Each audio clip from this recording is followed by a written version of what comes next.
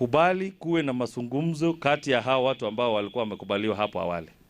Hiyo team yenye ilikuwa imetengenezwa 3 days ago ya majority leader na minority leader na wao wengine 4 na upande ule 4 wafanye hiyo kazi yao, tusikizane, Kenya iende mbele. Tumeamua ikiwa kuna mazungumzo yote yatafanyika wazi na yatafanyika bunge.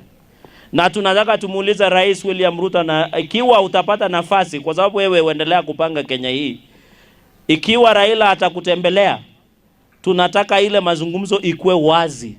Tunataka media wakue pale, maredio ikue pale.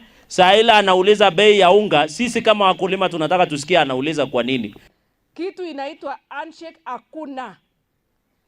Tuko na president na tunapeleka kazi vizuri.